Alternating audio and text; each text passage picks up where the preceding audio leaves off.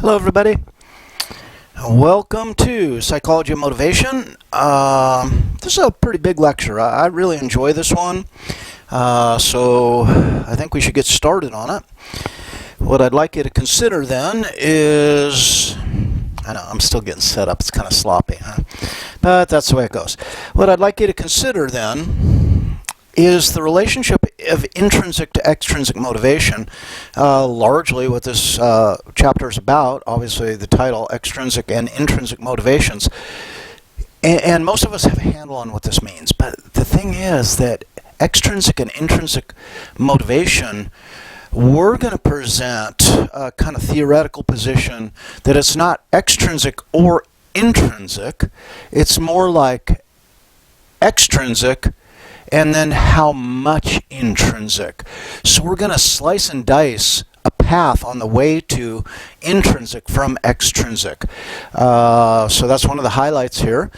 We're going to bring together a bunch of concepts that you already know from your studies in psychology, or we're going to introduce them to you if you don't know them. We're going to also talk about paper topic 1, and this is the big paper in the class. This is the toughie, so you're going to earn your points on this one. Let us get started then. What's going on here? Do these people look like they're having a good time? Well, I should probably say something about them since I took the time and effort to put their picture on the beginning of this lecture. This is what used to be our former posse. I mean, we've all gotten older and we've all kind of gone in our separate directions. But if you look around 2010, 2012, 2014, this is a tight little group, and we did the festivals together. So every year we go to a couple festivals and just yuck it up to have an amazing time. Listening to one thing that united us all was just a tremendous love of music, right? And a love of sharing that experience with each other. I'm going to offer that many of us enjoy music for the pleasure it brings us, and it really is kind of just an intrinsic motivation that it really hits us inside. So, alas, times change, and people went their different directions. The posse no longer exists. The festival circuit, especially with COVID, has just been, smashed to smithereens. So we'll see what the future holds, and we can't really know. Anyway, that's nostalgia time for me, and the memory of some just amazing, excellent times. Specifically, that was at Electric Forest up in Michigan at the Electric Forest Festival, annual festival towards the end of June. So, what's coming ahead of us? Well, our outline. Let's intrinsic and extrinsic motivation. We got to define them. We got to talk about external regulation of emotion, and we've already been talking about regulatory processes.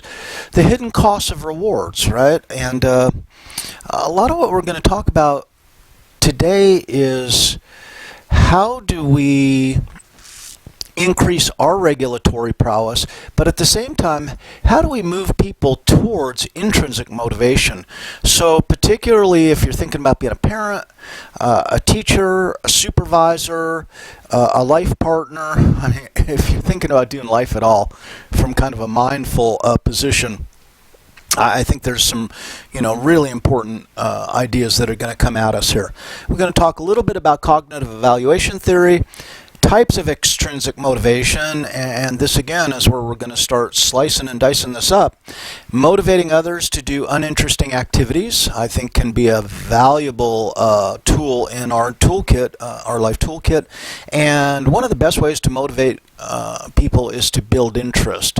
So we're going to talk about that as well. And that's core and that's clutch to the academic environment. Many of us have gone through school at least not motivated in certain classes because there was a failure to ever build interest in the subject material or the topic. And sometimes that becomes tough because we're often forced to take a lot of requirements that don't interest us whatsoever. It's a rare teacher indeed that can take someone who is uninterested in a topic and build interest within that student and make their journey through that course a little more pleasant. So the types of motivation: intrinsic motivation, desire to engage in an activity for its own sake. Hobbies are probably the go-to example here. We engage in hobbies because it brings us pleasure. There's no profit involved, and often hobbies cost us money, right? So we're actually spending money to engage in a hobby, but we do it for the pleasure of doing it. One of my hobbies then is music, another is photography, and these are things that I engage in simply because they bring me pleasure, they bring me joy. Now, extrinsic motivation is a desire to engage in an activity to achieve some kind of external consequence, like a reward, right? And so we work because we get paid, and it's rare, those among us, it's rare that we can do things that we actually love and get paid for them as well.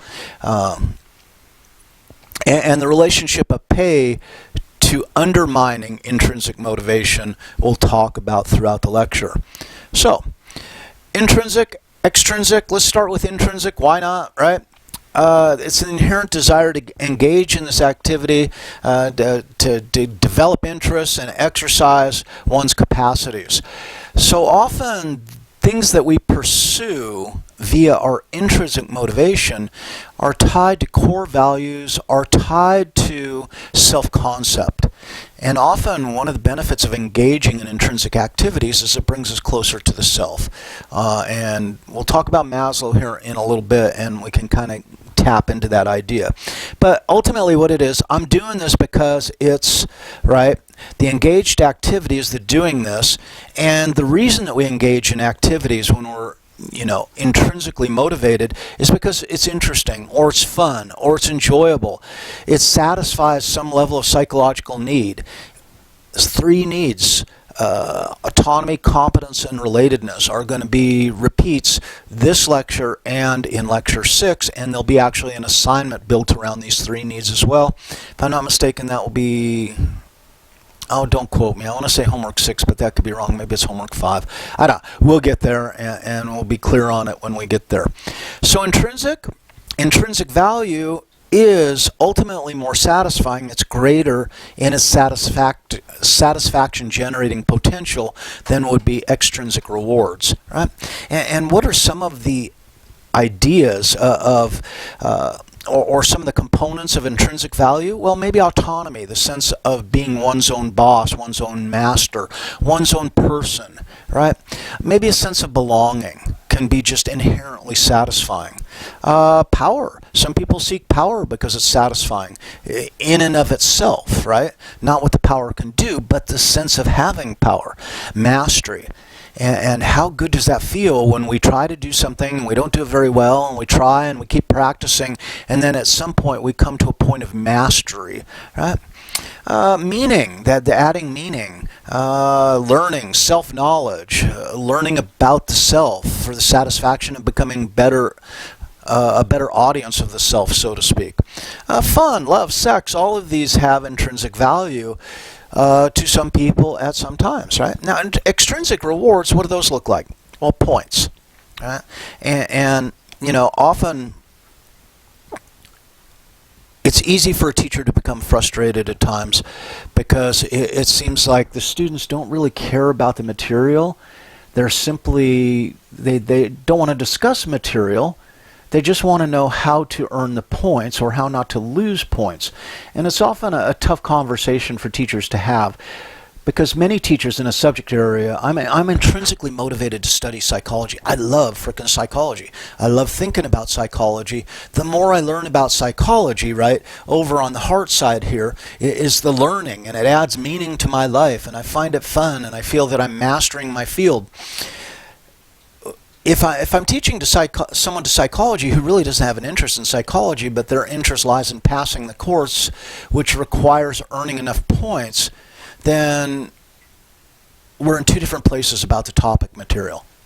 And one thing that many teachers need to learn is, not everyone's going to be intrinsically motivated to pursue the area that you're interested in. There are people in this class who are here because they're interested in some kind of external reward, ultimately a degree, and my course represents a waypoint on their path. So we have to acknowledge that we have different reasons for doing what we're doing, and that's okay, right? So if people are in it for the points, then good on them, get those points, right?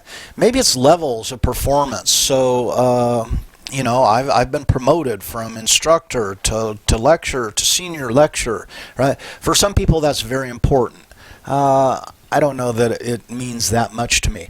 But promotions in the military, earning these levels, right? Badges.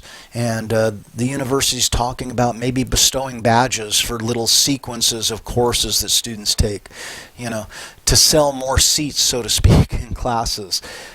Quests, right? Leaderboards, prizes, money, progress bar, gold stars. Remember, all these are elements of extrinsic rewards, the things that are often put on display and people tend to achieve and amass, right? So, origins of intrinsic motivation. Well, psychological need satisfaction. I like to learn. It's a primary need for me. I like to learn, so when I'm in a learning environment, then I'm intrinsically motivated to study material. Now, other potential psychological need satisfactions, like we said, autonomy, support from the environment and one's relationship, right? So, am I in an environment that supports my quest for autonomy, right? And then the psychological need satisfaction takes place, can be realized. Something to consider is we often make choices that can either enhance or interfere with our pursuit of intrinsic satisfaction. So working in the right place can be important, right? Working in the wrong place where I love autonomy, and I have a tremendous amount of autonomy. Consider how much autonomy I have. Basically, my relationship with the psychology department is they say, Mark, are you interested in teaching psychology and motivation? And I'm like, yeah, I would love to teach that. And they say, okay, go teach it. That's the end of it. What book is chosen, how the course is organized, what assignments are created, how it's presented, everything is up to me. And I love that. Now, some people wouldn't like that. They like to have someone with more of a guiding hand through their performance. For me, it's ideal. So I crave autonomy. So note that this career is a good fit. It allows satisfaction of that intrinsic need for autonomy. Now, competence. Competence is the way that we demonstrate, right, that we are able beings. And this idea of competence is tied to success, that I perform this in a manner that is successful.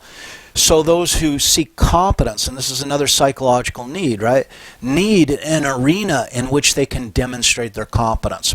Those of you who are athletes, or, you understand what this means. What does my performance look? If you're a dancer, if you're an actor, whatever it is, the ability to demonstrate competence, right? And part of skilled teaching, as I'm learning virtually on a daily basis, is creating assignments that allow students to demonstrate their competence in a way that's meaningful to them. So it's another psychological need. Many people, we possess these needs in different levels, but obviously most people possess it to some level. Right? And then relatedness, and this comes from one's close relationships, right? Are we in an environment that supports relatedness? One of the benefits that we've bestowed upon each other in the psychology learning community during our COVID kind of lockdown is our Tuesday meeting of the lecturers in psychology. And this allows us to fill our need for relatedness. And no, there is no pay involved in attending that meeting. There is no extrinsic reward in attending that meeting. It really means nothing if I attend or not. But I've attended every single one of those meetings because I find value in it. I'm intrinsically motivated because I want to relate with my colleagues, right? So these are all psychological needs. Now, what are the benefits to intrinsic motivation? Well, people who are intrinsically motivated tend to persist longer, all else being equal, right? So the higher a person's intrinsic motivation, the greater will be persistence on that task. So the more you're motivated to do it, right, the more you will persist in getting it done. And I can think of, one of the things that I love to do, and it kind of puts me in touch with my grandfather, who was jack of all trades. That's how he described himself, jack of all trades, master of none. And there's nothing he couldn't build, there was nothing he couldn't do in that, whether it was electrical, plumbing, masonry, stonework, carpentry. I mean, he truly was a master of all trades. And I learned from him how to do some things. I mean, he, was not doing that at an age where I could learn as effectively. So much of what I've done, I've learned from others or self-taught. But the actual desire to do it grows from my relationship with my grandfather. So I will do things, and I will labor at those and continue to work hard on them, mostly because I enjoy doing it. I persist, right? Creativity. The greater people experience interest, right? Enjoyment, satisfaction in a task, the challenge of the work itself, the higher people being creative, right? So we tend to demonstrate greatest creativity in areas where we are intrinsically motivated. Let's face it, if I'm extrinsically motivated, my boss says, look, I'm going to pay you an extra $500 for getting this task done. What am I about? I'm about getting the task done. And let's just get the bare minimum done, or some moderate level that looks okay, and I pocket my money. But if it's something I'm truly interested in, intrinsically motivated, then I'll bring to bear all the creative forces, all the creative juices that I might possess, right? Those who, and I'm going to go back to the student example, students that are actually interested in the material, that are engaged in the material, then tend to demonstrate higher conceptual understanding, higher quality learning, and actually the ability to apply what they've learned in novel aspects of their life, right? They develop flexible thinking, active information processing, and learning in a conceptual way, but that has a practical bent that it can be applied, right? And then optimal functioning and well-being. And this is where we get to one of our first introductions to the Maslowian term of self-actualization, right? The optimal functioning and well-being, if I'm in an environment that allows me to pursue my creative interests, my intrinsic interests, then I'm going to have greater subjective vitality. I get up in the morning and I enjoy what I do. I enjoy producing these lectures. I enjoy giving these lectures in person. I mean, that is really, I just adore being with you in the classroom. I'm intrinsically motivated to do that. What we're doing is running a substitution right now. I don't get to do that in person, so I do it with the camera. It's not the same, but it's going to function as a surrogate. It's going to have to be good enough for right now. But as I'm preparing this morning, I got to set everything up, and I got to get up. But it's a good day. And I'm happy, and I'm greeting the day. I'm not dragging my ass up here to get this done. It actually increases my energy. That is, it supports vitality. Less anxiety, depression, greater self-esteem, feel good about what we do. So let's tackle Maslow here. And there's the smiling Abraham Maslow. And I do a lot of searching for pictures on the internet for folks to include in the lecture. And Abraham Maslow, here's a picture of the smiling Abraham Maslow, right? And it's funny, when I search for these pictures, the pictures I see of Abraham Maslow are smiling. This guy, it appeared to be happy with what he was doing. And he presented us with this hierarchy of needs. And what he's doing is he's saying these needs motivate people. People are motivated to fulfill these needs. So it's a need-based kind of theory system. And okay, let's describe it first, and then we'll pick on it a little bit after that. What we see then, though, is at the bottom, in the most basic need, and Maslow says that these go in order. So at our worst, right, we may lack water, we may lack food, we might not have shelter, it might be difficult for us to sleep. So Maslow says that's the most basic level of need, and if those needs are unfulfilled, then we're motivated to fill those needs. So that's how these needs operate, is they cause us to seek ways to fill that need. So maybe I don't have these things going on, I had a bit of hard luck, but I finally find a job. And Maslow says, man, that job, you're going to do that job because it fulfills these needs. So you're driven to do the job in exchange for the fulfillment of shelter, food, water, sex.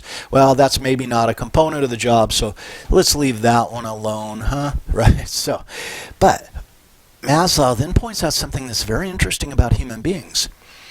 Once you experience a need and you fulfill that need, then you're satisfied. That is, you're satisfied at filling that need. But unfortunately, need satisfaction is temporary. Once this level of need is achieved and I become satisfied, Give it 3 months, give it 6 months or whatever, and it's no longer really satisfying. It becomes an expectation or maybe converts to an entitlement.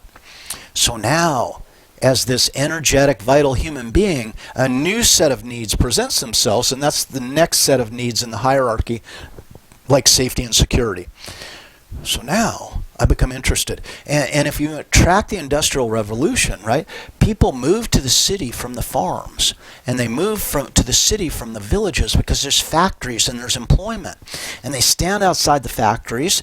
They're hungry. They may not have adequate shelter, but finally they get a job in the factory. And now the needs are being met, right? And the bosses are like, work harder, work harder. If you want to get paid, work harder. If you don't want to get fired, work harder, right? But we found in the Industrial Revolution, as people were going into the factories, the conditions were dangerous as hell. I mean, people were losing fingers, they were losing hands, they were becoming injured by this unsafe machinery. So you could argue, well, yeah, you get a paycheck and you're able to eat and you're able to live and you have a house and everything, so shut the hell up. But over time, the paycheck becomes an expectation. That's just normal at this point. It's not special as it was when I first achieved it. So now I start turning my eye to a higher level need. And I want safety. I want to work in a safe environment. And I also want some level of job security. Because I got bosses telling me, hey, if you don't like it, you can leave right this minute. We'll kick you out because we got 15 people lined up who want your job. So you see the establishment of unions, for example, back in the day. And this is, kind of an applied example here. But what did unions come to do? Unions came to assure the workers' safety and security. But now once safety and security are established, then they lose their motivational potential. It's the absence of these things that motivates, according to Maslow. Once they're fulfilled, then they cease to be motivators, so we have to keep moving up. Now, this is something to consider if you're going to be an employer, right? If you're entrepreneurial, you're going to run your own business, whatever, you want to be a supervisor, that people's needs will shift, and you have to keep bumping up your game. So now you have to introduce some system of love and belongingness. So the Ohio State psychology lecturers, we attend to our affection for each other and our belongingness through our meetings, right? Okay, but that becomes the de rigueur, if you will, and now it's time to move on. So self-esteem needs, you can see are stacked up there. Do I actually have the ability to show what I'm worth and feel good about what I'm doing? And notice how that's related to competence, if you will. And then finally, the pinnacle, according to Maslow, self-actualization. And this is becoming the best you that you can be. Kind of like it was an advertisement for the Army years ago in a much different kind of subcultural phenomenon. Be all you can be Army, right? But what they were doing was selling the concept of self-actualization. It was good advertisement for the time. I don't know that it applies or would be a successful advertising slogan anymore. But self-actualization, and what does it include? Things like vitality, creativity, self-sufficiency, authenticity, playfulness, right, and meaningfulness. And note that my job offers me almost all of these elements. And these elements are most effectively realized when I'm in the classroom with you. And that's just the truth of it. Because we're in the classroom, we can yuck around, we can look at the material, we can deal with meaningful material, but we can play, we can have some humor, be ourselves. I always attempt to be myself, demonstrate some level of creativity. So this is the pinnacle. Now, wow. And we have to consider, again, most important, that people's need states will ever increase moving towards the apex, the self-actualization. Now, as to Maslow and this hierarchy of needs, well, Maslow was the first to admit that there's really no empirical support for this.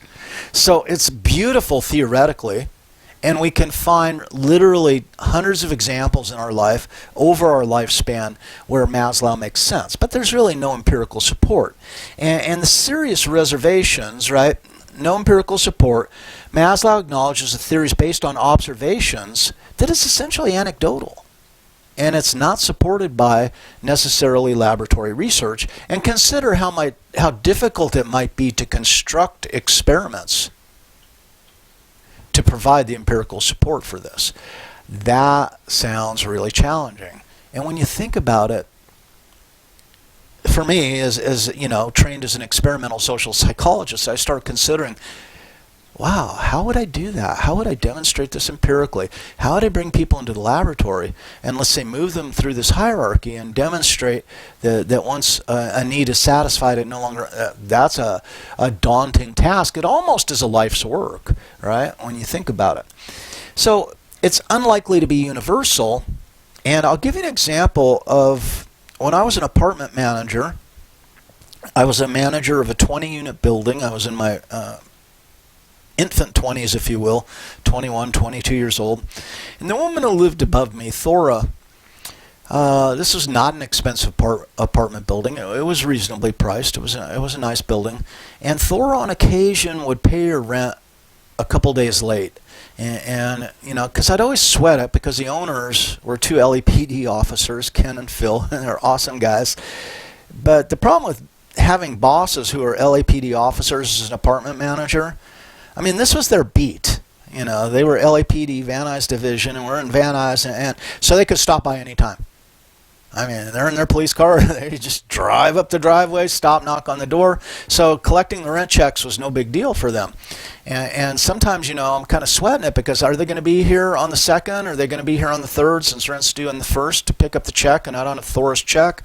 What am I going to say? And sometimes, you know, I beg a little forgiveness on Thora's behalf. And eventually, at some point, I say, Thora, I went up and talked to her, and I said, you know, you've been an administrative assistant. I mean, you've been an executive secretary for a long time. And it's no mystery that sometimes you have a hard time kind of paying the rent. And she said, yeah. And I said, have you ever thought about getting a better job? Because you got qualifications up the wazoo. I'm sure you could get a better job that pays more money. And she said, I think often about getting another job that would pay more money, but I don't, because I love the people I work with.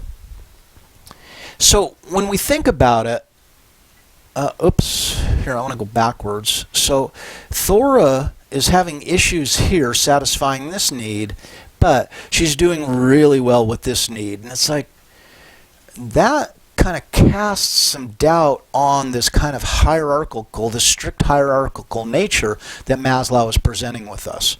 And so plausible alternatives exist, and one of those alternatives, and I don't want to belabor this point, comes to us from Aldofer.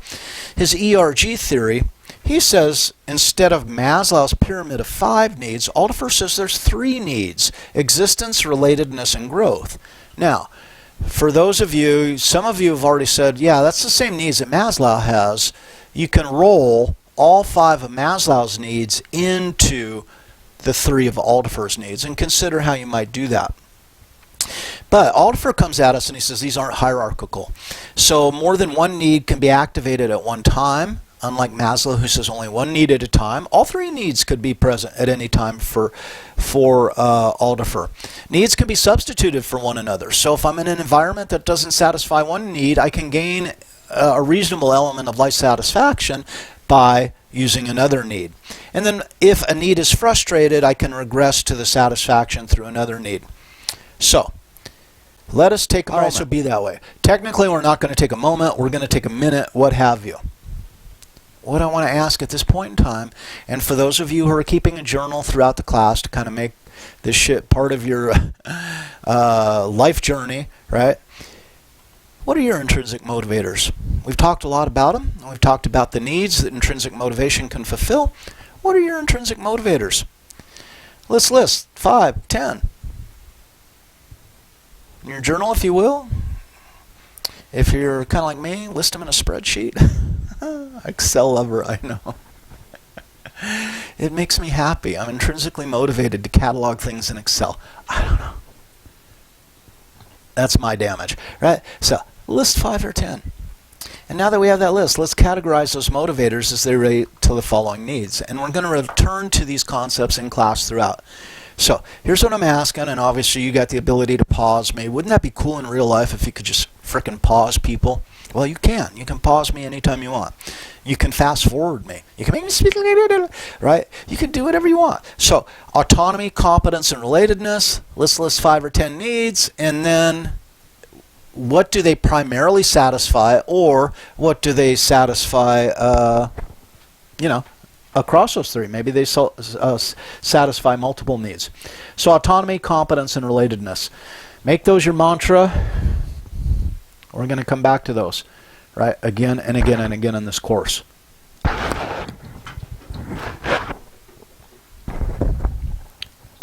right, I'm going to move on. I hope you pause to make yourself a list of needs. I got a couple questions for you then. Do you anticipate then, welcome back if you paused and finished your need list, do you anticipate these needs will remain relatively stable throughout your lifetime? I don't know. In listing the needs and reviewing the list, what does it say about you? Your personality, your traits, your priorities? Remember, I am attempting, as I design these courses, at least some of the courses, motivation, emotion, adjustment, that these courses are really about writing the story of you. Who am I? What am I about? What have I learned about myself? What remains unknown? What do I want to be? What is my path to get there? So I hope you're taking it in the spirit, for those of you to whom it's important, right? That this is the story of you, and it's going to be, for many of us, a work that it remains unfinished from birth to our passing, right? That I hope for many of us we remain a work in progress, if that's what satisfies you. I find that intrinsically satisfying to know that I'm never going to be a finished product, right? So what does it say about you? What does it say about your personality, your traits, your priorities? And then finally, okay, are you surprised in generating this list? Because sometimes when we take things out of our head that we kind of take for granted, they're kind of implicit, and we try to transfer them into the explicit, so we do this frickin' brain dump onto paper where it's visible. You know, sometimes we may be surprised. Other times not. I mean, it just depends on you, and it depends on the domain we're discussing, the area in which we're operating, right? Is it just evidence supporting what you already knew? Maybe you're not surprised. But it does reify your image of yourself. Okay? Now, let me then suggest a caveat. And here's where we're going to look at this, because we're going to close out this portion on intrinsic motivation for the time being. We're going to move on to extrinsic motivation. And I think this is a good little turning point that we can transition from intrinsic to extrinsic. E-Photozine photography course. Turn your hobby into a new career in 2015. And then we see a student image. So this is a mailing that I received, right? That this came to me via my email because I subscribe to E-Photozine, because one of my hobbies is photography. When I was a kid, you know, I don't know, I was 10, 11 years old. My mom, I don't know why, bought a camera. She bought a Minolta SRT 100. It was a 35 millimeter film camera. Back in the day, right, had interchangeable lenses, and someone told her that she needed a decent camera, and it was the baseline model for Minolta. I mean, and it just had the normal lens on it, and she bought that, and of course she wasn't interested in it. But I sure as hell was. I picked that thing up, and I used the hell out of it. And eventually I found myself a used SRT 101, which had a slightly higher shutter speed and a self-timer, right? I had to have that. And I've worked ever since I was like 14 years old, so, you know, I invested my money in this, and then I bought some lenses. But one thing that was really cool is my grandfather said, "You sure love photography?" And I said, "I sure do, Grandpa." And you know, I would load my own film. I would buy 100-foot rolls of film and load it into the little cassettes, you know, and do all that because it was much cheaper to shoot that way. And he said, "Well, you need a dark room, because if you had a dark room, you could develop your film in there, and you would put it in a larger, you could make prints and all that." And I said, "I'd love to have a dark room." So what did my grandfather and I do? We dug out the crawl space beneath my mother's condominium. I mean, there was about 3 feet of crawl space like this, right, underneath the floor, and we dug out to a depth of 9 feet, and then we poured a concrete floor, and we built a darkroom, etc. This is my grandfather. Plumbed it, did the electrical. Right, this is intrinsic motivation. I love to do this because I just did, and I still do the photography thing today. You'll see my photos in some of the lectures, depending on what courses you take. But here's the deal, and here's the rub, as they say in Hamlet. If I attempt to make a living doing photography, I'm likely to destroy my love for it. Note that if I'm going to make a living, that means I want my photography to pay off in terms of income. So now extrinsic motivation becomes part of my purpose. I got to shoot more photos. I got to do this photo shoot so that I can earn a living so I don't freaking starve to death, right? So as soon as we take a hobby, and a lot of people do this, I love doing this, so I'm going to make it my job or I'm going to make it my career. You know, maybe someone likes to brew beer, and they brew beer at home, right? My brother-in-law Marty likes to brew beer, etc. But he says, you know what, I think I'll open up a microbrew. Well, now brewing beer might lose its intrinsic appeal and be solely extrinsic. Man, I got to brew beer, and I got to brew beer right, and I got to sell beer, or I'm going to lose my shirt on all the money I invested in this frickin' equipment. When we take a hobby and we try to make it a career, we stand the chance of destroying our love for what we were doing. And note, this becomes problematic for teachers, because most teachers teach because they love teaching and really can't think of doing anything else. But then we have to support ourselves, right? And that means that we may teach more than we want to. You know, for a period of time when it was important to kind of get some money put towards retirement, I was teaching full-time at Columbus State and teaching full-time at Ohio State. And that can destroy your love for teaching in a real hurry, right? When suddenly you're doing it 70, 80 hours a week. So we have to consider the danger. It often sounds appealing. I'm going to do what I love as my career, but I do run the risk then of destroying my love for it. I know, strange paradox, is it not? So, let us move towards extrinsic motivation, and I hope you did generate your list of things that intrinsically motivate you. And if you want to go back to that list and say, wow, what if I attempted to make this my career?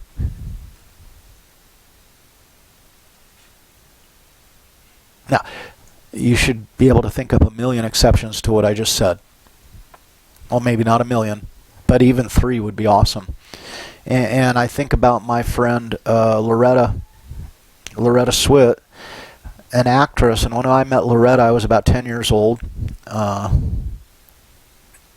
And Loretta came from New York. She'd been on Broadway, and she came to Hollywood to further her career in acting. And I've never seen anyone more dedicated to the idea of acting than Loretta. And she made a tremendous success of it, and she's made a good life for herself as an actress. And she still acts to this day, right? So, and I don't know that she can think about doing anything else, right? That's kind of her heart and soul. So take this idea of if you do what intrinsically motivates you as your job, you may destroy your love for it. That's not necessarily the case. It depends on the situation, right? She has successfully been an actress now her entire life and continues to do so in various formats. So who knows? Extrinsic motivation.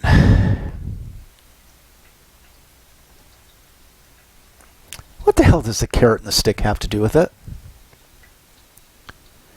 And this really goes back to kind of changes that took place in industrial organizational psychology in the 1920s and 1930s. And the way that it was thought that you motivate people back in the day, right, turn of the century, was you stand behind people and you whip them to get them to do things, right, Annika? So if we want that donkey that's pulling our little cart to move forward, what do? We stand behind it and we whip it, right? But then Mayo and Follett, like late 20s, early 30s, they come along and they say, you know what? It's possible to get the donkey to move, not by standing behind it and whipping it, but to stand in front of it and offer it an incentive, offer it a carrot, right? So there's two very gross motivators, right, that we can employ in moving donkeys, moving employees, cajoling students, if you will, and I'm not even trying to call you guys donkeys. So, but I can offer an incentive, or I can offer essentially a punishment, right? I can stand behind you and whip you if you're not moving fast enough, or I can offer you incentives, right? So we have both of those in our toolkit, and notice people who favor extrinsic motivators, who favor the whip, tend to frown on incentives, and those people who love to use incentives tend to frown on those who rely on extrinsic motivators. That's just the way the world works, right? I think for us it's more important to know that both exist and both can accomplish the task. So, extrinsic motivation, what do we have to say? Well, it's an environmentally created reason, incentive or consequence, to engage in action or activity. So note, extrinsic motivators can be either incentives and or consequences. Either are available. The idea is, though, and notice the difference, we've got a very similar box here to explore extrinsic as we did earlier in the lecture in intrinsic. I do this in order to get that. So now it becomes kind of an exchange. The requested behavior, the motivation for the requested behavior lies in some type of external reward or extrinsic incentive or consequence. You do this, I'll give you your paycheck. Or, if you don't do this, I'm going to fire your ass. Notice, those are environmentally generated. Intrinsic means internal, so that you're creating your own incentive system. I do this because I love it. I do this because it makes me feel wonderful. But it's an internal quality. This is talking about the external forces that can operate on us, either through rewards or punishments, to cause us to engage in an activity. And this is kind of the what's in it for me type of motivation.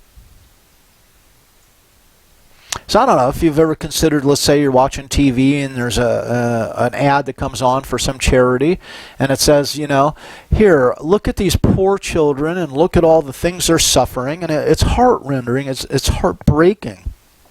And then they say, if you send us $19, we're going to send you a t-shirt and a blanket. And I'm kind of like, how about I send you the $19, but don't send me the t-shirt and the blanket. Save the money for that t-shirt and blanket and spend it on those poor children. I don't need an external reward to help them out.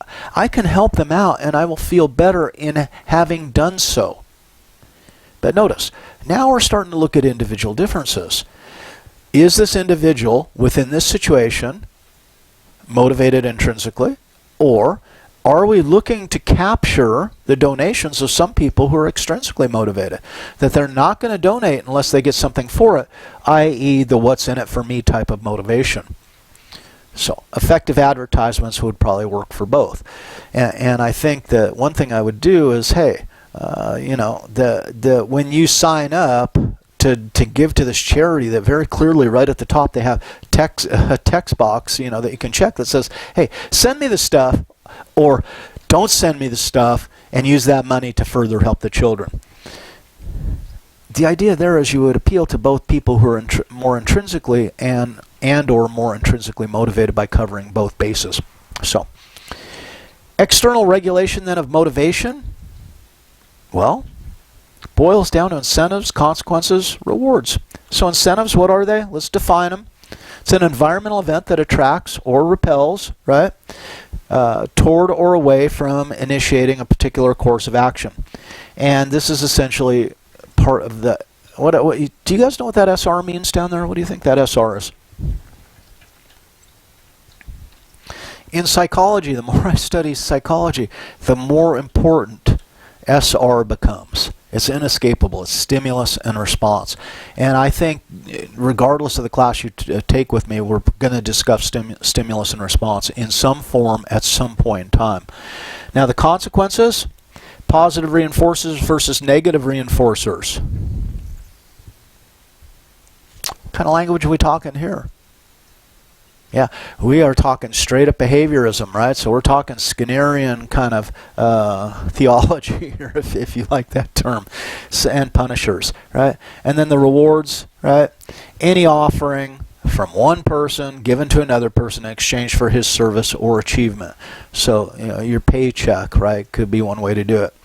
And notice how pay can feel good at one point, but then feels less impactful over time.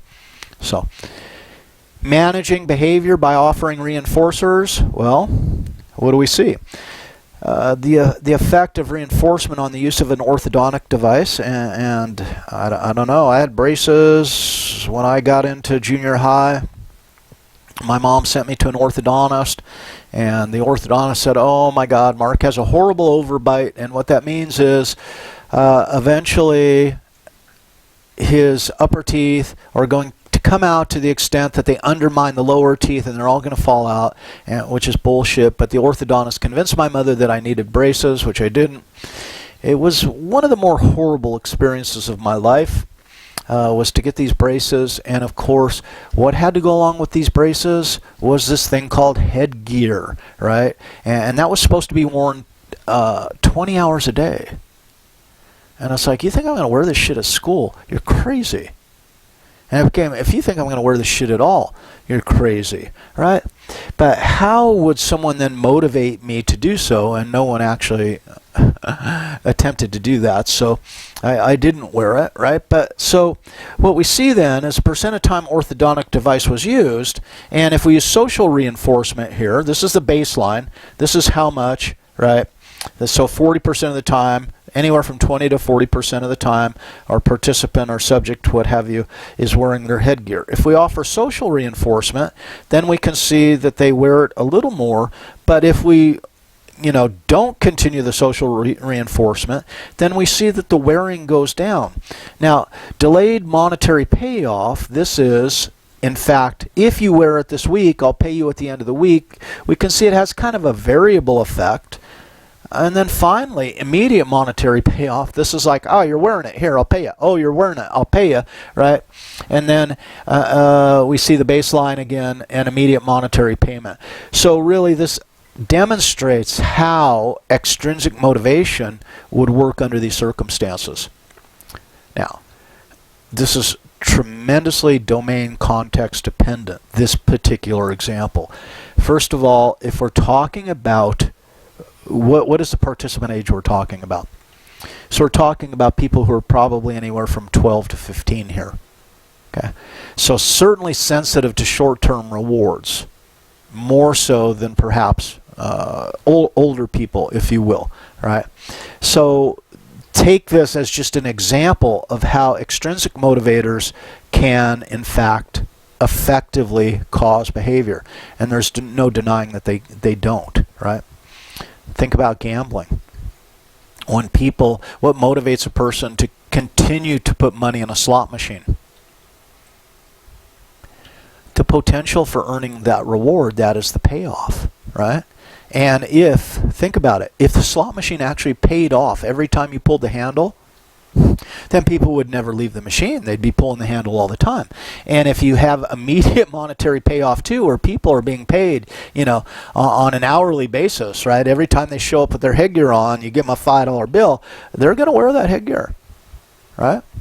So let us not fall into the trap of saying extrinsic rewards don't cause the desired behavior, because they can be very effective in so doing, at least in the short term.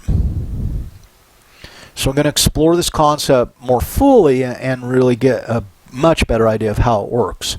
And of course, Skinner demonstrated this with his Skinner box and pigeons especially, how the systems of reward operate to maintain or fail to maintain behavior. So how do rewards work? Well, extrinsic reward enlivens positive emotion, facilitates behavior because it signals opportunity for personal gain. Now, let's go back to the biology lecture, the biology of motivation. What actually is happening when someone anticipates and or receives a reward? Well, it's probably linked to increases in dopamine, which cause that pleasure, right? So, Now, when events take an unexpected turn for the better, then the dopamine release and the behavioral activation system, which causes us to approach stimuli, right, occur, the brain inherently latches onto the environmental signal for the unexpected gain.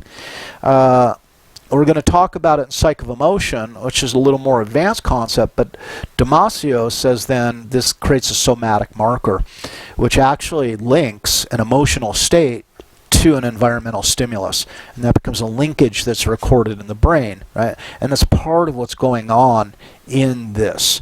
So the continued presentation of reward for a certain behavior, right, then enlivens the pursuit of that behavior to access the reward.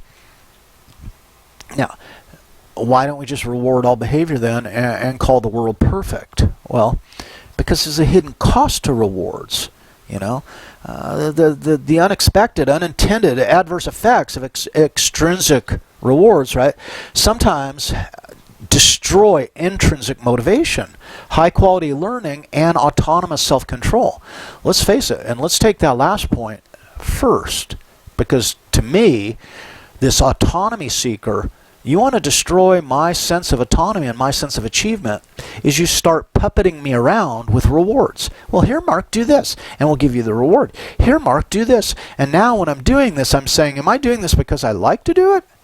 Or am I doing it because the puppeteer is manipulating me via this reward?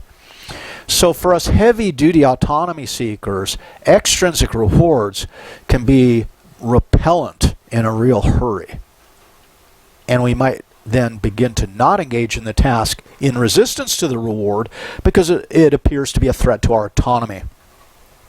So we have to understand the person, we have to understand the context, we have to understand the task in our application of trying to build intrinsic motivation or simply just supply external rewards to capitalize on extrinsic motivation.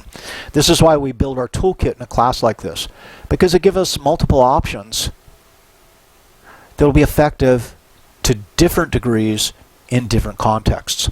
So, using the reward to engage someone in an activity, the intended primary effect, yeah, promotes compliance, behavioral engagement in the activity. But the unintended primary effect is it undermines the intrinsic motivation. It can also cause confusion in people because they don't understand why they're doing it anymore. Am I doing this because I love it, or am I doing this because I get a paycheck? All right. So it interferes with the quality in the process of learning because it really doesn't matter now. It's not about how well I do this in my own heart. It's how well do I do this to achieve the reward that that other person is giving me. So I'm no longer really evaluating my own performance. I am latching on to the evaluation of someone else. And if I arise to the level that they think is necessary, then I gain my reward. So you can see where self-improvement efforts could be stymied as well as intrinsic motivators in this. Because as long as I do good enough, then I get my check, right? I mean, let's face it, I'm a senior lecturer now. There is nowhere higher for me to go. I've achieved the pinnacle, at Ohio State Psychology. There is, so, rank is going to lose its motivating quality because I've attained it. So depending on the type of person, that could have a tremendous impact. You know me, I'm just like, who gives a shit, right? I'm going to do this because I like doing this. I'm going to do the way that I think serves you best because that's what's important to me. It adds meaning to my life, and we'll talk about meaning later in the lecture, but it adds meaning to do well for you. Because I feel then that I'm doing something meaningful and contributing to the future. The general future, but your personal futures as well. So, it interferes then with the capacity for autonomous self-regulation. That is, many people, at work, you do enough to get by, right? Or, shock of all shocks, I remember when a student was worried about their grade, they came to office hours to discuss their grade at the end of the semester, and I looked at it and I said, you know what? And I was worried that they were going to be upset and disappointed, and I said, it looks like you're going to end up with C+. And they were delighted. And I'm like, That was a real wake-up call for me, because I would not be delighted with a C+, but they were. And I'm not talking good or bad here. What I'm talking about is difference in perspectives and the motivational quality, the motivational properties of the grade, right? A C+ would be devastating to me. A C+ was a gift from heaven to that student. They were satisfied with that. I wouldn't be. So note, again, we have to understand when we're attempting to motivate others what floats their boat, if you will. The individual differences matter throughout this. Okay? So, rewards can sometimes squelch motivation. Over justification, the process, that's a fancy term, by which extrinsic rewards can sometimes displace internal motivation. When a child receives money for playing video games, then you say, hey, when they're on their own, you want to play a video game? And they're like, well, do I get money? And you say, well, no, not this time. And they say, well, I don't know if I like to play video games. I played video games maybe simply because you were paying me. And now that the extrinsic motivator has gone away, right, Penelope? Then what do? We say, I don't know. Yes, sweetie. I'm glad you came to say hello. Okay. We got to pause this and we got to go to the next. Hey, what do you guys think? Penelope's come to join us, right? Who's more ferocious, Catzilla or Penelope? Probably depends. Okay, always the safest answer, right? Depends. And then we'll discuss depends on what. But so what we see then with extrinsic motivation, it can work and can be effective. We've seen at least one example of data on that. But then we also have to understand that extrinsic motivation has a downside. Pros and cons. And part of what we're trying to do with this education deal is understand that almost everything can generate pros, but can also generate cons, right? And it's our wisdom and understanding and being able to kind of assess the level of pros and the level of cons and making some informed decisions on that. Let's shift gears and talk about a new kind of extrinsic motivator called punishment. Do punishers work? Another way to put that is, do they suppress undesirable behavior, right? Well, let's see. Research shows that punishment is an ineffective motivational strategy. It's popular, but it's ineffective. And the problem with punishment is many people will ignore the literature on punishment. When we say punishment generally doesn't work, people will say, ignore that, and know that some people punish not necessarily to directly change behavior, but when we punish another, for those of us who are of authoritarian mindset, that we can actually feel good as a result of punishing someone else. And that would be a very authoritarian personality kind of outcome. People who are sadistic have high levels of sadism, love to hurt others, they love to punish others. Bullies, right, which kind of straddle between authoritarianism and sadism, they love to hurt other people. They love to punish other people. They get off on it. It is, dare I say, intrinsically motivating for them. So punishment is maintained as a go-to out of lack of knowledge, and also there's just people who like to punish. There's people with high vengeance motives, and they like to punish others. They get off on it. What can we say? Side effects, well, negative emotionality. So when we punish, what we're doing is going to create negative emotionality in the recipient of that punishment. And note, they begin to associate these negative emotions then with us as the punisher. And we kind of create this link, this cognitive link between me as a stimulus and the victim's negative emotional state. And I don't know that that's something I want to do, right? I don't know that I want to cause people to fear me, especially perhaps my children. Now, Machiavelli, right, in writing The Prince, says it's better to be feared than loved.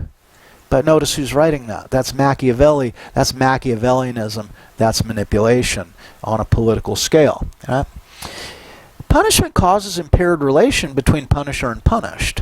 It doesn't enhance the relationship. It serves to erode the relationship. And maybe for some of you, my mother tossed out her share of punishments. It was she and I, right? Because my mom and dad got divorced and I was an only child. But she was kind of big on levying punishments. And one thing I learned was that lying can be an effective way to escape punishment. And I don't know if any of you are in the same boat, and I don't know if that's what I just said is a good thing or not, but it is a psychological reality. That sometimes then, if we anticipate being punished, but it's still something that we really want to do, then we may lie about going to do it or lie about having done it. That way we satisfy the need to do what we wanted to do, and we avoid the punishment for having done it, right? So that kind of erodes. And when we look then at people who engage in criminal behavior, let's say over their lifespan, they often attempt to conceal that behavior because they want to do it, right? But to avoid the punishment. And we develop then a very unique relationship of a certain group of people to the larger society. There may in fact be alternatives. We're going a little far afield here, but you know, consider that. And there's problems with what I just said. There's a lot of different ways to look at that, and a lot more information that could be discussed in those terms. Negative model. Well, this one is pretty solid, and we can think of Albert Bandura here. Is what we're demonstrating here is if my parents believe that the way to change behavior is to punish, then I learned that lesson conceptually, that if I want to change people's behavior in the future, people I encounter when I'm in power, punishing them is an effective strategy. So punishment kind of propagates itself generationally in this regard. Those of us who are severely punished, then often that becomes part of our go-to when we're dealing then with our own offspring, our own partners. And note, I haven't talked a lot about partners. I'm usually talking, kind of parent-child relationships, but it could also be partners. That is our romantic interests, our partners in life. That they say something that we don't like, and we may punish them by responding angrily or storming out of the house or arguing back with them. Sometimes men go into a withdrawal pattern in the way they attempt to stereotypically punish their partners now by becoming silent and becoming withdrawn.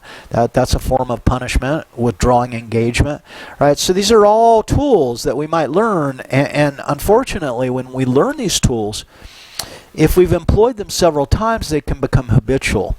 So that stimulus-response combination is no longer something we're mindful of. The stimulus-response combination becomes something that's implicit, it's non-conscious, and thus then can be at the basis of habit, if you will. So, immediate long-term consequences of corporal punishment, and this is where I like to stop in class and say, hey, how many of you were punished in your schools or by your parents, right, using physical punishments, corporal punishments? And some people raise their hand, others don't, right? And then I love to ask you guys, and I'll ask you right now, what was your parents' or school's primary method of discipline? What was the tool that they liked to employ? What was it? How many of you got familiar with a belt? I'm going to recall some. How many people wooden spoon? That was a popular one. How about a yardstick, like maybe in a school environment? I had a teacher in third grade who used to throw chalk at us. When I was in middle school and high school in Los Angeles, of all places, believe it or not, they would paddle us. They have these big ass like cricket bats, and you'd bend over and grab your ankles, and they give you a swat, right? What else? Any of you guys kind of more rural, more rustic? There's a woodshed, and your parent would tell you the infamous, go find yourself a switch and bring it to me, and then they'd switch you.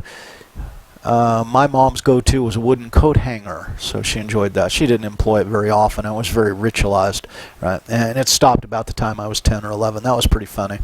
I think I was 11, and I'd done something. She was going to spank me, so I waited in my room, and then she goes to spank me. I got to bend over the bed. She's going to hit me with this wooden coat hanger in my ass. And I remember at that point in time, I just, thought, I don't want to do this anymore. This is stupid. And as she was making her swing, I caught her wrist and just stopped the impact. And I didn't know what the consequences were going to be. It was kind of an iffy response, but we just kind of looked at each other and kind of decided that maybe we had both grown beyond that, and that was the last time. So then we went to grounding. We went to a whole new level of punishment, right? So how many of you were grounded, right? So think about, if you're going to be a parent, then what do you want to do? What's going to be your go-to? And are you going to, just do what you've learned out of habit, or are you going to try and do something more effective? Anyway, so what are the immediate and long-term consequences? Well, immediate and intended, right, is the punishment is to stop the behavior. We gain compliance, hopefully, right off the bat, right? That's the end of it. But the delayed and unintended consequences is greater aggressiveness, and there's been a lot of studies that looked at this, and so these would be peer ratings that I'm referring to. The people who are punished tend to become more aggressive, right? Greater antisocial behavior, and they may demonstrate more truancy, more drinking, stealing, lying, etc. Now, obviously, when we do a lot of developmental research, it becomes difficult. A lot of the research then produces correlational rather than causal results, because it's hard to randomly assign children to punishment conditions necessarily that incorporate physical punishment. That we get into a super ethical problem. So do we have children that I hate this label, that are more problematic, or are problem children, so they're more likely to be physically punished, but then we see more trouble from them in the future? Was that actually caused by the punishment or something else? It gets to be a sticky wicket, does it not? So, mental health challenges, depression, anxiety, loss of a sense of purpose, right? But I think more important, and as we go into paper 1 later in this lecture, less likely to internalize the moral lessons. That is, by punishing, we're not learning. We're learning to avoid punishment in the future, but we may simply, avoid punishment by lying or concealing those aspects of our behavior more effectively, right? So we might be just being taught to be more sneaky and haven't really internalized the lesson that this was wrong to do, and it's wrong because of these reasons, and I buy into those reasons. So it erodes trust and the parent-child bond, and this is something that once that begins to diminish, it's hard to build back. So, benefits of incentives, consequences, rewards. Where there is no intrinsic motivation, and that's the big point here, where there's no intrinsic motivation to be undermined, and that is with tasks that are uninteresting, rewards can make otherwise uninteresting tasks seem suddenly worth pursuing. And remember, when I was saying, when we're developing these tools for our life's toolkit, we have to understand the context, we have to understand the domain. Will emptying the trash for a child, I want my child to empty the trash, is that ever going to be intrinsically motivating? No. So if we want the child to empty the trash, we're kind of limited.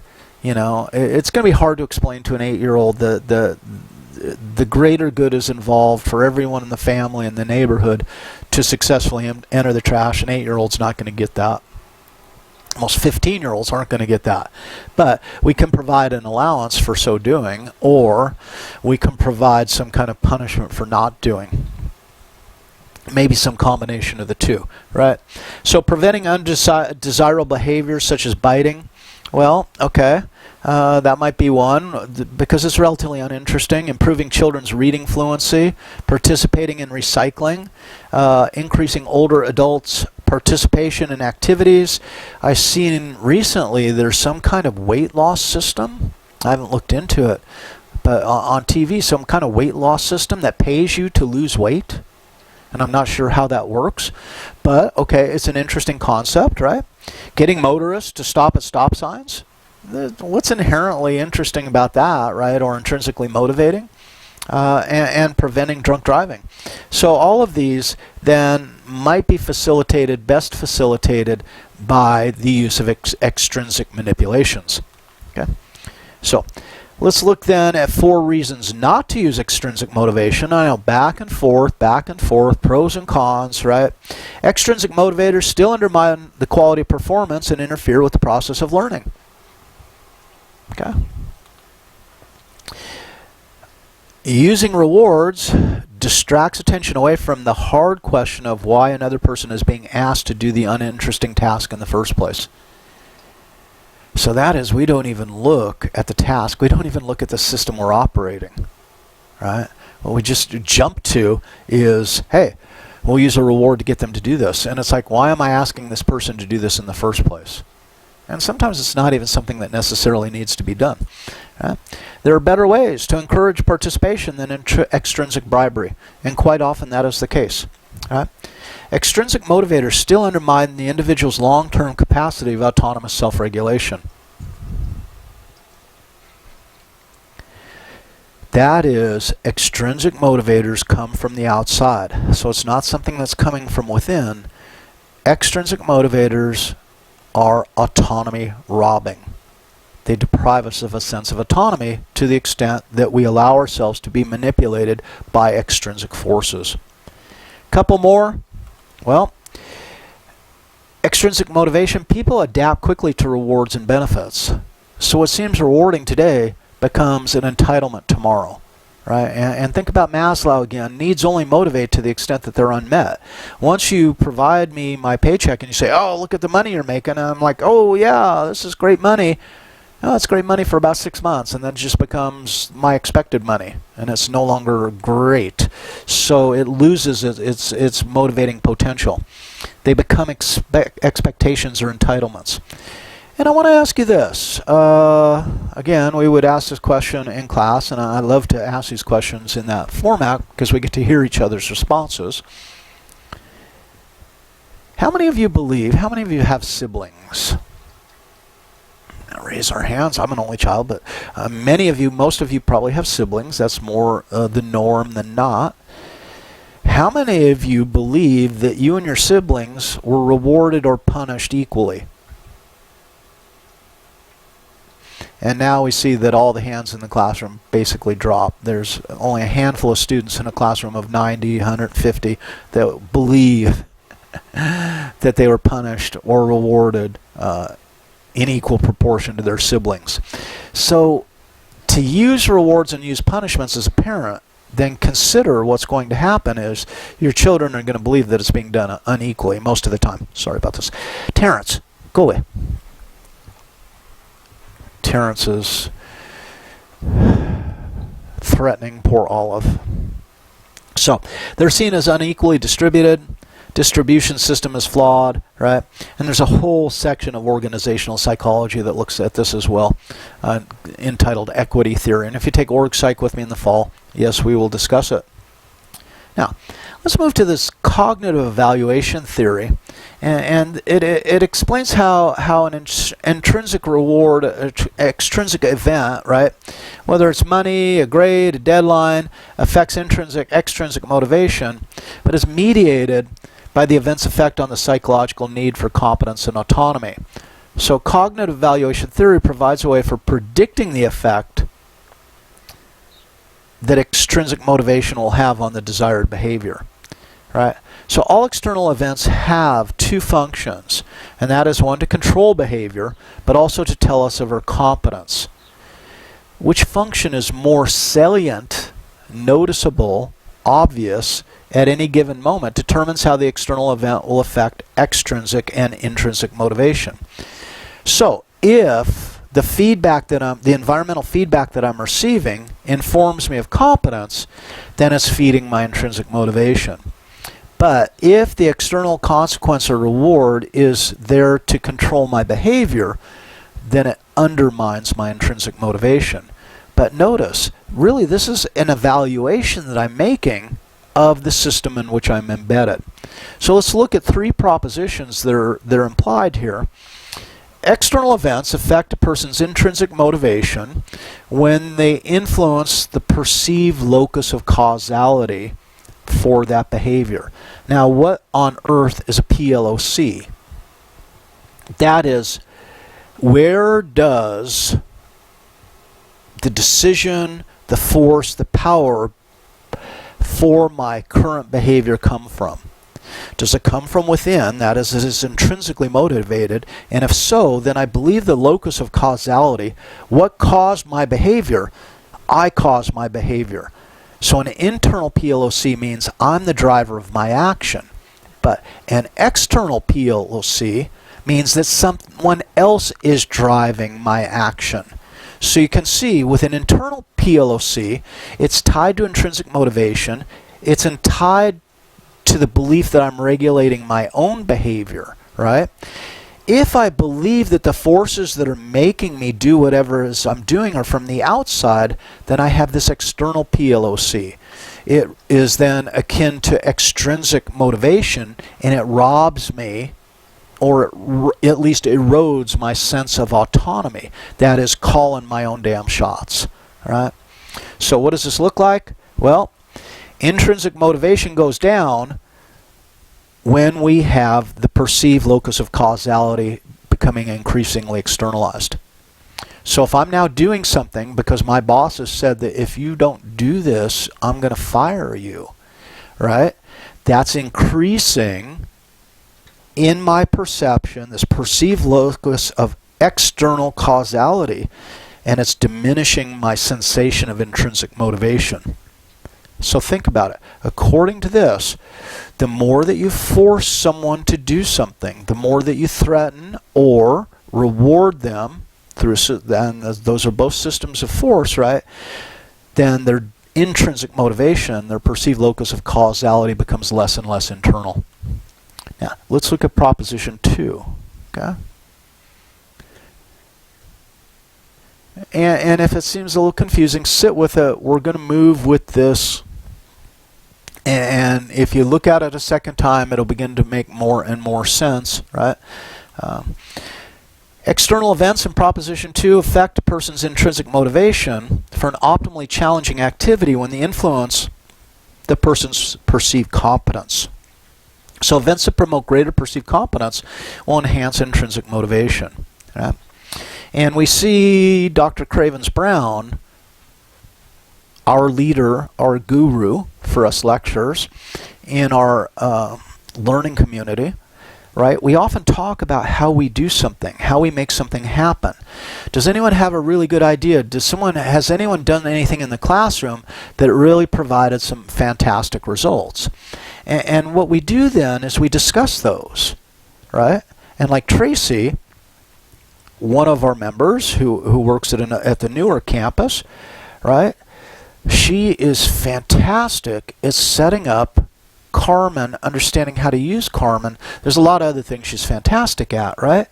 But what it does is we then get to observe when we discuss what she did, or she advises us on how to do something as one of our, cohort, she increases her level of perceived competence. And as she feels more and more competent as an instructor, and I like using her as an example because this is her second or third year, so she's kind of a newbie, right? Her perceived competence goes up, her intrinsic motivation to do more will increase. So to the extent that you can craft a situation for your child, your partner, your employee, for a student to demonstrate increased competence, that's something for many of us is a very strong need, that it increases our motivation, our intrinsic motivation to pursue that task. So a lot of what I'm thinking about here, especially in organizational terms, right, is as a supervisor, as a manager, you have a fantastic role and you have a fantastic opportunity to make people feel better about themselves. And one of your go-tos in that domain is increasing people's perceived competence.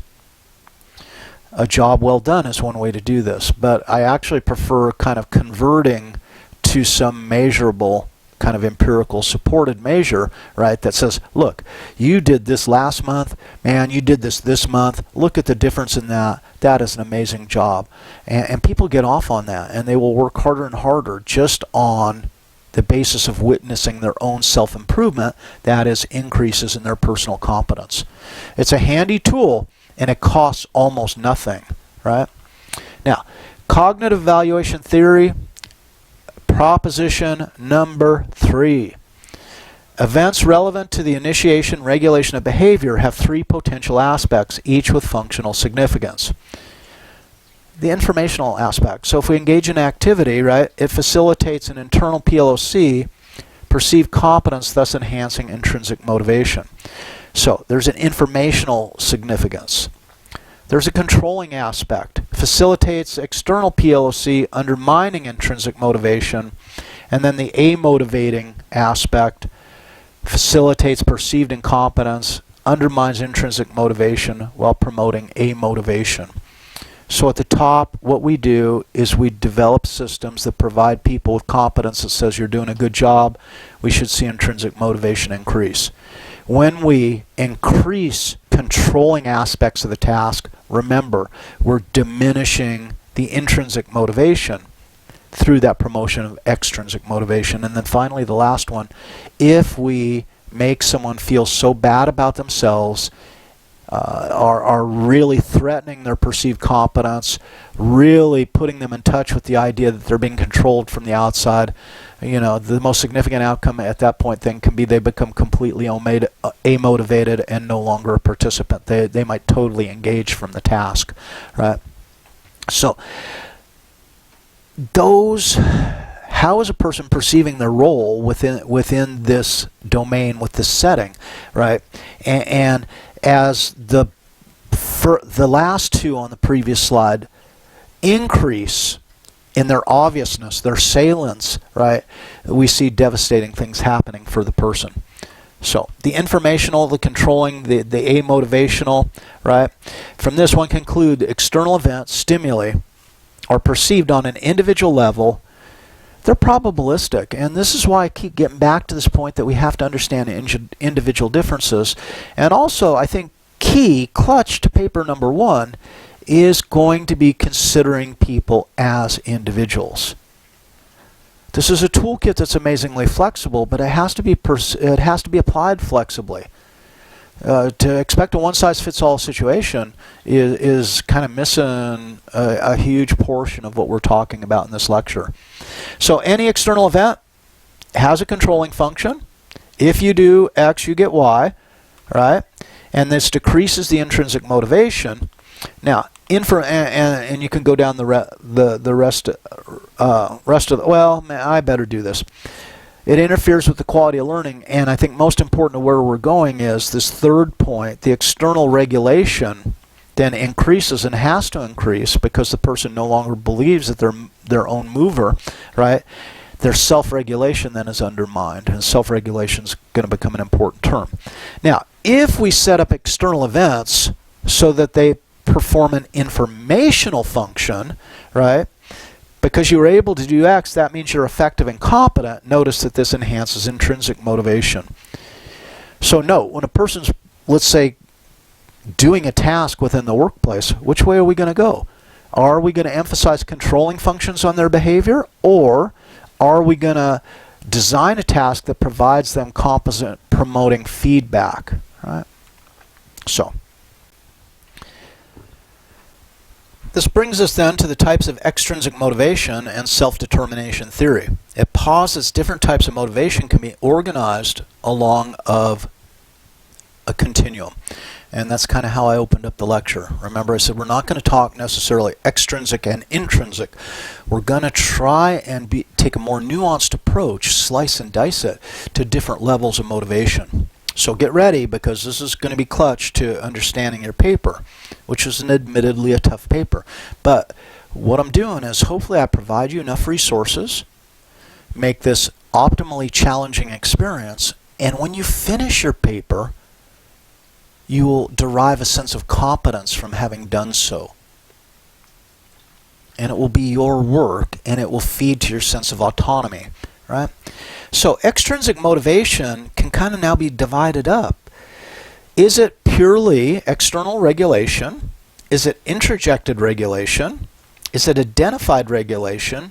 Or integrated regulation? And we'll move through these terms, and I'm going to provide you with examples. Now look at the bottom line here is level of self-determination. That is the perception that you're calling your own shots. If I'm responding to external regulation, then my perceived level of self-determination is going to be quite low. I'm not determining what I'm going to do. Someone else is, through this system of rewards and punishments, right? Whereas if we get to this area, this higher area of integrated regulation, then I'm going to begin to get the sense that I am calling my shots to a greater and greater degree. So, 4 types of extrinsic motivation illustrated by different reasons of why I recycle. Promised an example. Note too, what's going to happen is we're going to tie together, and this is one of the things you need to do in this paper, is tie together 3 or 4 different concepts, and that's one of the challenges of this paper. This is some more complex thinking. Or what we're doing is we're building our ability to demonstrate integrative complexity. That is, we can integrate multiple concepts, right, in a rather complex picture of our world. So, this is the type of extrinsic motivation, and we have 4 as listed on the previous slide. What's at stake? And this is the external contingency. A contingency is a consequence, right? So fancy-ass term, what's the contingency at stake? The reason I recycle is what is the person's motivational state describing their recycling behavior? And then what is the illustrative quotation? What is it that someone might say that allows us to work backwards and understand the reason? That is, if we take people at their word, if we listen to people carefully, they'll say, I do this because, right? And then what we can do is we can work backwards, and we can then determine whether that person is externally regulated, introjected, identified, integrated within this context. So, to become a good supervisor, to become a good parent, to become a good partner, right, we have to listen. And we have to listen carefully to what people are saying, because what they say is in part a window into their mind. We can begin to see how they perceive themselves and perceive the world based on what they say quite often. Right? So, let us take the first example. Someone who's completely external regulation. That is, hey, everything, the forces that are relevant in this domain are all external, right? Their behavior is being regulated from external sources. What's at stake for that person? Well, what works for them is incentives to encourage behavior or the avoidance of consequences, that is punishments. Right? So then if you say, well, why would that person recycle? The only reason they're going to recycle, if they recycle at all, is going to be based on a manipulation of rewards or punishments. Right? So, the reason I recycle is to get a consequence. I recycle to make 5 cents on each can. So like my neighbors, they are big can collectors. Now, it's kind of strange because they just throw the cans out in the backyard until a certain level of can amasses, and then they put them in bags, and then they take them to the recycling center to earn their nickels. Now, a lot of us, right, will just put our cans into the blue bin and they just get picked up for recycle. But my neighbors will only expend the effort if there's money involved.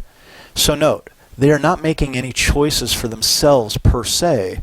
They're simply responding to external regulation. Okay?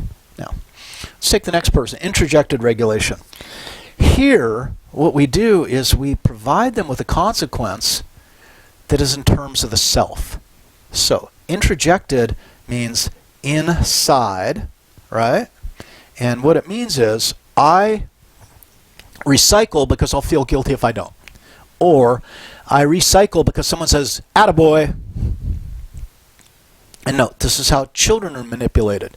This is how we manipulate toddlers and post-toddlers. And it's an effective strategy for people at that age, that level of development. I do it because I should. Because mom and dad told me I should, or the government tells me I should, or Smokey the Bear tells me I should, whatever it is. I'm doing it because I should. Should is the operant word. I recycle because I ought to if I'm going to feel good rather than guilty about myself. So we can get people to do all kinds of things to either feel good about themselves or avoid the internal sanction of guilt. And notice this is introjected, so the behavior of recycling is introjected. It's become tied to their view of their self. And they do it to avoid guilt, or they do it to gain self-esteem points, if you will. Now let's move up the ladder a little bit. And I know it's strange to be moving up the ladder but going down the list, but you got it. I know you guys got it. Now, identified regulation, it's the valuing or the sense of importance. So now, identified regulation is I identify with the behavior because it's become part of my value system. Now notice, another key point here is your parents. Good parents are trying to push you through these stages as you grow older. So at first, they'll say, hey, do it because I'll give you a nickel or I'll beat your ass, right? But then after that, they say, don't you want to be daddy's good little girl or daddy's good little boy, right? And that's operating on your esteem needs. But now it's talking about, we're beginning to discuss values. And notice now that we're getting into late childhood or early adolescence where we're going to build a value system, right? I recycle because it's important. I recycle because it's important for a cleaner environment and less energy consumption, but it's green all the way. So I understand the benefits of green, and I value green, so I'm going to participate in green because it's green. So notice, the level of control, the perceived locus of causality, is also increasing as we move down the list, that I'm doing it for reasons that are more internal. Now, integrated regulation, this is value congruence because it reflects my values. And now these values have become ingrained in me. And these are my values, and I've established them over time, and I respect myself for having these values, so I will operate in a manner that's consistent with my values. I recycle because it reflects and expresses who I am and what I believe. And notice now, if we talk about Maslow, we're moving towards self-actualization. That I am a recycler, and for me to maintain my image of myself as a recycler, then I must engage in these activities because this is what I believe is important. All right. It's a lot, I know. And I'm going to show you several slides that approach this from different angles. And I think taken as a whole, set it aside, go back to it the next day, having let your non-conscious reflect upon it, it will make increasing levels of sense, right? So let's look at it in another way. People who are amotivated, we're going to call them non-regulated. They're amotivated means they don't give a shit, they don't want to do it, they have no motivation to do it. Non-regulation. Now, intrinsic motivation, let's go to the other side of the chart. These are people who, they're in intrinsic regulation. They're about regulating themselves. They make their choices. They call their shots. They've achieved that kind of golden level of autonomy. Okay, so that's going to bracket. Those are the two external boundaries to the four elements on this previous slide. So here we go. Here's the four internal elements. What we're going to do in the next diagram is there's the amotivation, so this is one boundary. There's the intrinsic motivation. Here's the other boundary. Now let's take the other four from the previous slide and let's slap them in there. Remember, they all represent different levels of extrinsic motivation. And here they go. There's the external, the introjected, the identified, and the integrated. So you already know what those are. We handled them on the last slide, and they'll become more familiar to you as you think about them. So what we have then is, this is the motivation. What is a person's motivation? Are they amotivated? Are they extrinsically motivated? Or are they intrinsically motivated? And then we got this fancy ass term, what is their regulatory style? The regulatory style for amotivated is non-regulated. For extrinsic motivated people, they can have any one of four regulatory styles. And then finally, for the intrinsically motivated people, we know that they're regulatory style is intrinsic regulation.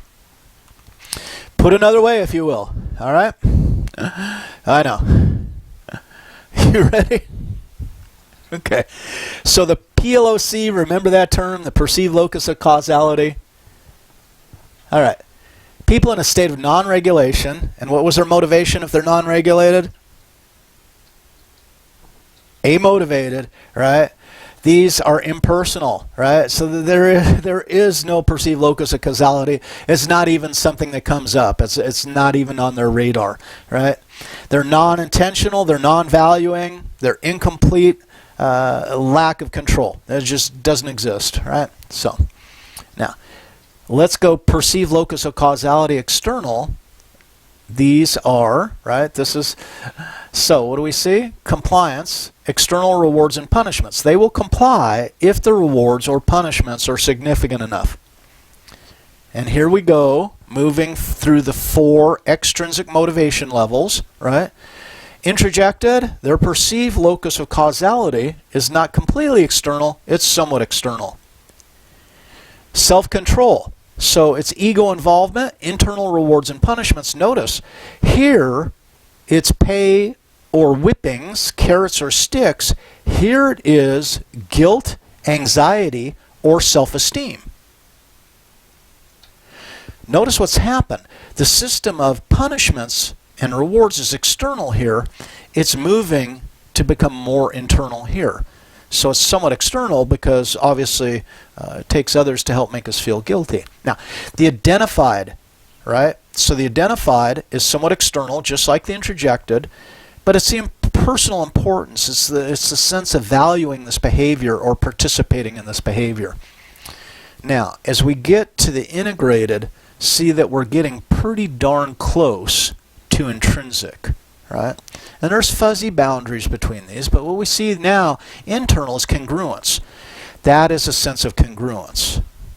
That is, my behavior matches my value system. Right?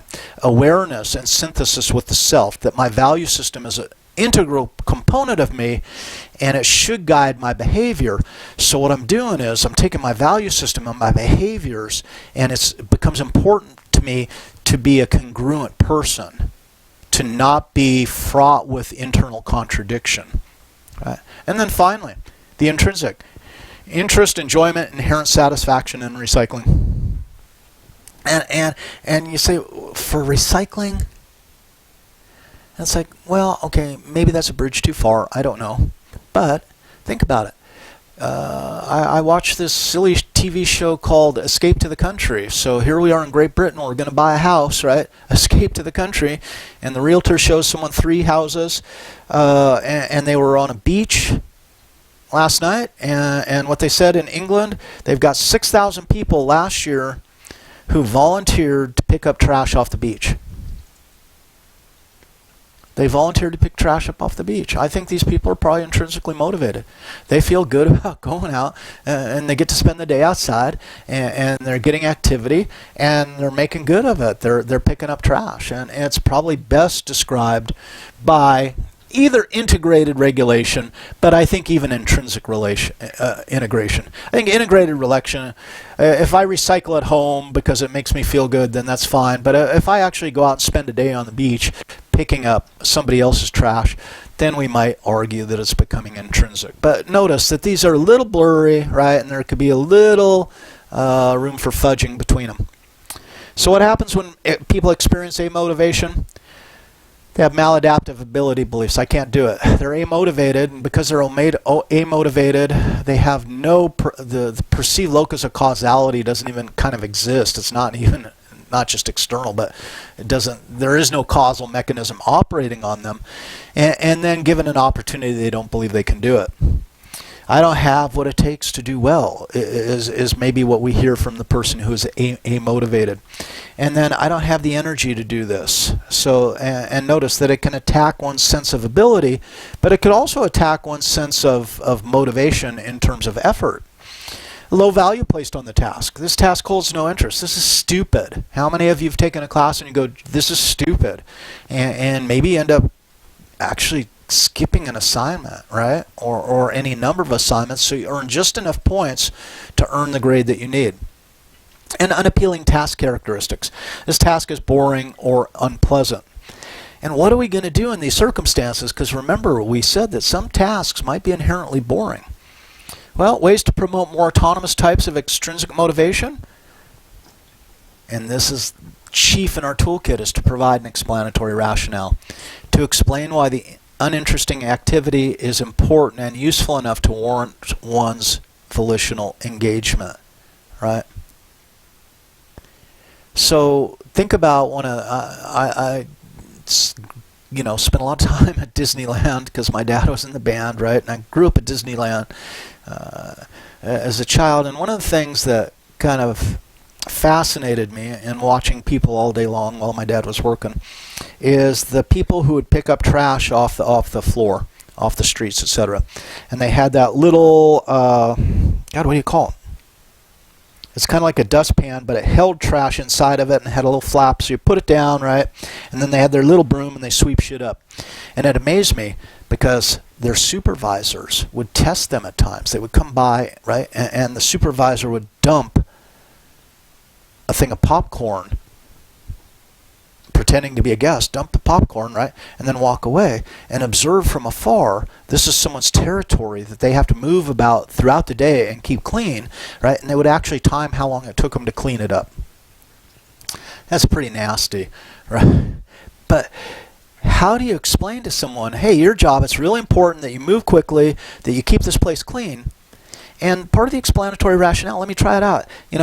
You are an integral part of the guest's experience of Disneyland.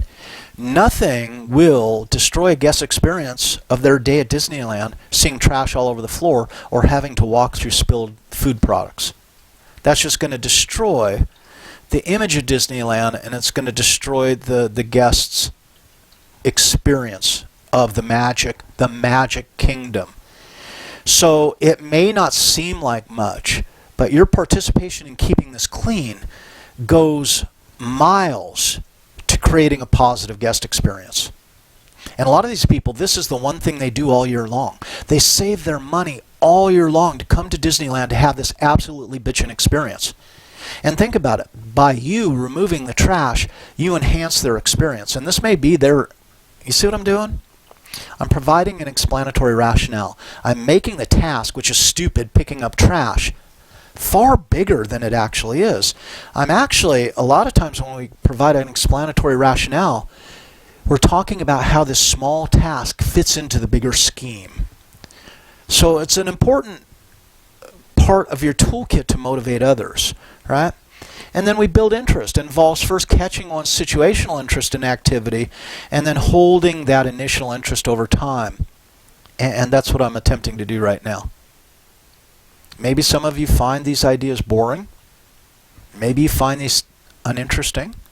But let's face it, if you can effectively employ these techniques with your children, with your partner, with your employees in the future, you're going to make the world better for everybody. You're going to enhance people's sense of autonomy, their self-esteem. You're going to be perceived as being more competent as a leader. These are all things that are available to you. And see what I'm doing? Now I'm kind of building interest through that blue box and providing a rationale at the same time. So, characteristics of the environment can build situational interest, right? Characteristics of the person build individual interest.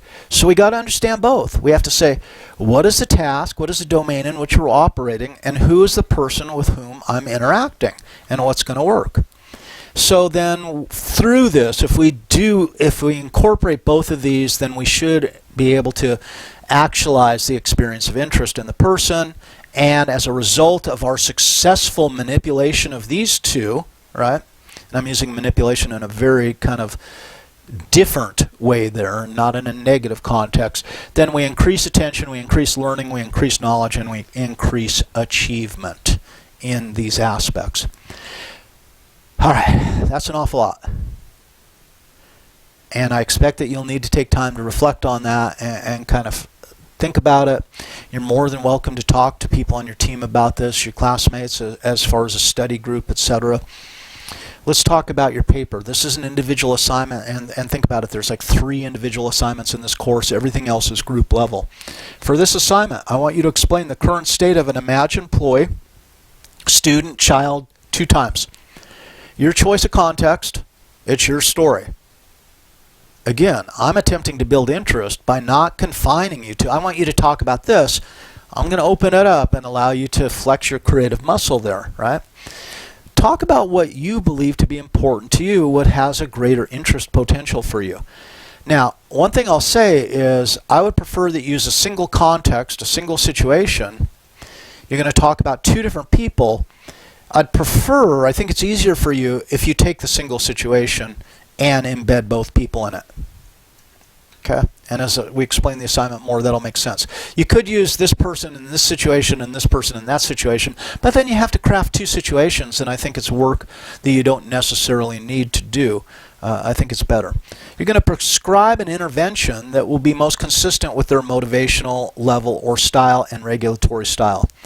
So, you're going to have to describe this person on the basis of their motivational style and their regulatory style from the slides that preceded. It may be important that what you're asking them to do in this scenario, is it a pleasant or unpleasant task? Because remember, unpleasant tasks are a little different than pleasant, so consider that, right, for each as well. That may be something you want to incorporate because it may change your strategy. If it's a pleasant task, it's probably an easier road to hoe with this person. If it's an unpleasant task, it may be a more difficult road to hoe with them, but it may actually be easier to write in the paper. Up to you, right? Ultimately, you're writing a story of your relationship and behavior to these 2 people, covering all the points described in this prompt. Now, we have to give you 2 people to write about, and what I'm going to do is assign you their motivational style, their regulatory style, right? So, person 1 and person 2. How are you going to figure out who your people are, what their levels, what their styles are? Well, what the hell. We're going to do this based on your astrological sign. So I'm a Sagittarius. As Jim Morrison puts it, the most philosophical sign of the zodiac. And then he goes on to say, but he thinks it's all bullshit, so that's Jim Morrison of the Doors. That's his little story. Right? I was listening to Doors yesterday, so that's at the top of my mind. But, so, Jim Morrison and I both Sagittarians, for whatever that means. Okay, so I would then, my person 1 is going to be introjected, and my person number 2 is going to be integrated. That is, you're not going to write about all 6 types, right? What I'm asking you to do is just concentrate on 2. How do I assign those 2 to you?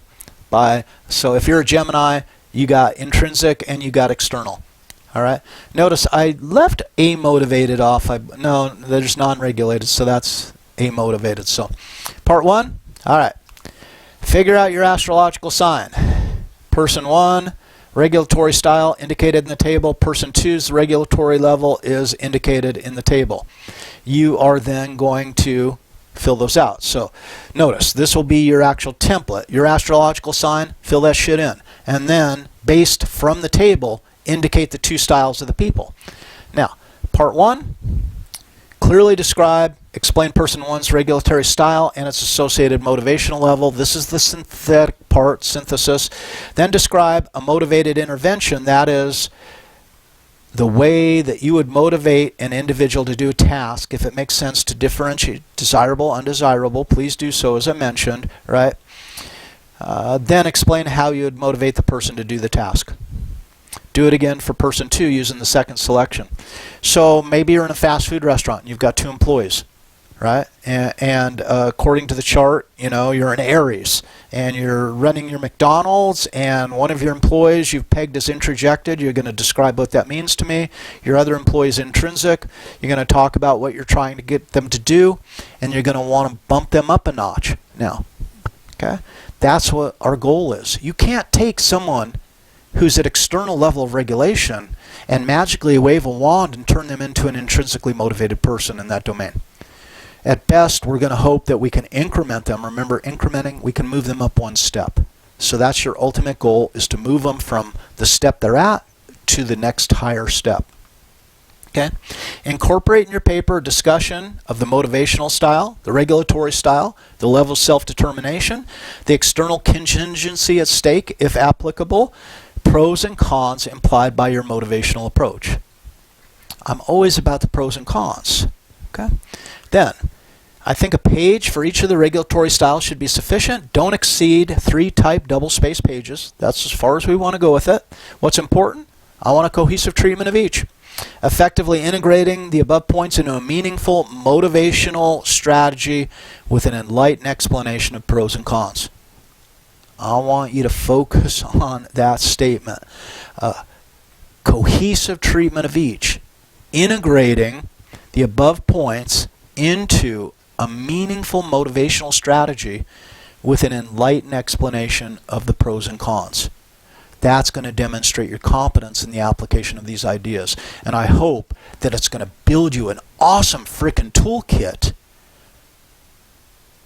to carry out of this classroom and into your lives, right? To make you a more effective partner, to make you a more effective supervisor, whatever the task is. And the context that you write this paper in, you could be talking about 2 children as a parent. You could be talking about children in a classroom as a teacher. You can be talking about employees as a supervisor. That is up to you. Choose what will create the greatest level of interest and resonate and be most useful to you. Right? Support your assertions. The text and lecture should apply you the wherewithal. And here's the deal. This paper's out there a ways, so we got a class meeting or 2 meetings that you can bring your ideas, and I would love to discuss these in our Zoom sessions. I mean, I think this is great fodder for discussion, and it's really a huge opportunity for us to learn from each other, to really help us fellow Buckeyes out with this. Okay? And that's it. So, let's call it good for today. That's going to be the end, and Lucy is going to say adios. So that's her nickname is Lucifer Lucy for no good reason, if you will. And I hope you guys have a great day. I've enjoyed spending this time with you virtually, and let's just hope for the future that we get to spend time physically together again. At least I do. I don't know if you do, but that's up to you. But that's where I want to be. Penelope, you're going to wake up and say goodbye to everyone. Say goodbye. Say goodbye. Bye, Penelope. All right. Take care, you guys.